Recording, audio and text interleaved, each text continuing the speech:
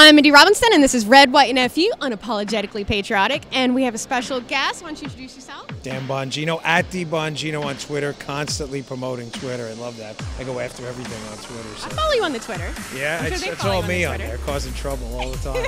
I get into a lot of trouble on Posting? Yeah, all the time. I can't help it. And my wife, who's over there filming herself, she's always like, will you please not do that? I think I'm going to invoke a Sunday rule. No conflict on Twitter on Sundays. What do you think? Like, to give my mind time. That's what the Lord said on the seventh day. Thou should not post. Rested. Yeah, I know. I do it all the time. Do you do it? I post every day. I have one rule, though. I'm sorry. I don't mean to try to take over your interview, but this is like the Twitter thing. My golden rule is I don't do pylons. That's the only thing. Even if it's people I disagree with, I refuse to do pylons because I've been a part of those. When I told that reporter to go F himself that time, which I don't regret to this day, but I always felt like all these turds were like piling on for no reason who I didn't know.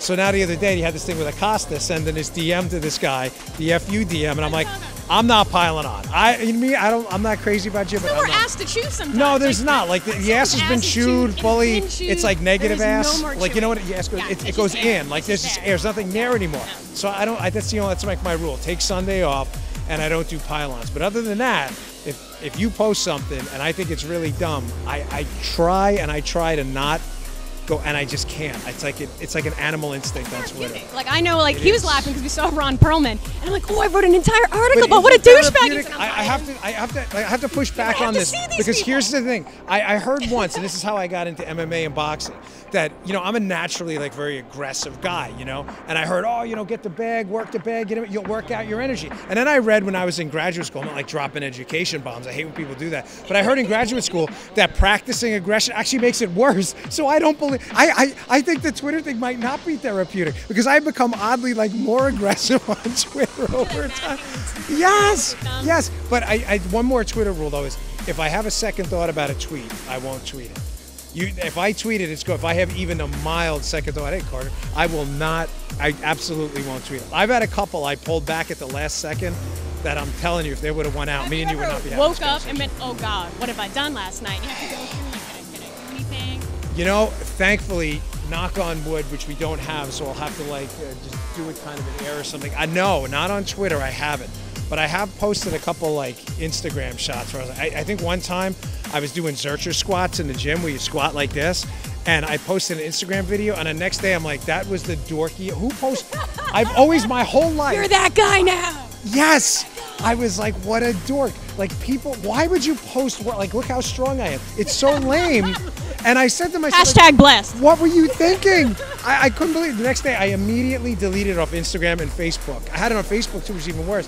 And I'm like, what a toolbox. Why you have to be self-deprecating and you have to be able to look at yourself in the mirror. And I thought that was really dumb. Like, look how strong and muscly I am. It was so lame. It was seriously the lamest thing I ever did. So that was my one. But other than that, no, on Twitter, I've been all right. That's actually a pretty good run then. Yeah, it is. It's okay. I've been on Twitter for like 10 years now. I've been tearing it up pretty good. But now I got to be careful because in the earlier days when you had like 500, 1,000 followers, you can screw something up and it's no big deal. Now I think I got like 715 or something like that. You post something within seconds, it's like and if it's bad, you're effed. So I got to be really careful, Kind of cuts down on the drunk tweeting for me personally. Yeah, but usually when I only drink with my wife, so I'm usually good like that. And she like the Twitter. She with Twitter, she's like, no, she's like my external. The guy on your shoulder. I have my wife on my shoulder. She's like, no, don't tweet. She's your angel. Yes, she is. I married up. Look at her. She's pretty. She's gorgeous. Pan over. I'm like the luckiest guy ever. I talk about her it's funny. I talk about her on my podcast. So I run into some dude in the lobby. And he's like, right next to me, he's like, man, your wife is hot. You weren't kidding on the show. And I said, I told you. I'm not making that up. I love her to death. Here, can I give you some marriage advice for your wife? We married a long time, and we had a lot of ups and downs, like some really bad ones. When we lost the run for office by like a sliver, it was the worst time ever. But I'm telling you, if you learn something new about your wife or your husband or whatever partner you're with, you commit to learning something new on a date night every weekend, you'll be married forever. It doesn't matter what it is. We have this thing, like we play like truth or dare or something. I don't mean like in a weirdo way, but I'm like, tell me something I didn't know about you. And we've had the greatest time ever. It's been the best. We've been married 15 years. The last year was the best year ever. That's a lot.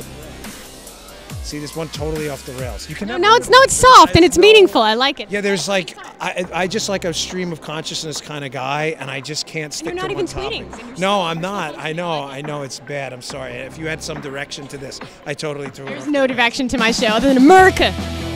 Well, thank you for doing my show, and I hope you have fun in Politicon, and I'm probably going to see you over and over. All right, well, you're going to have to pay back. You're going to have to come on mine sometime, and we'll reference this crazy interview you did at Politicon. Yes, we will. Thank you.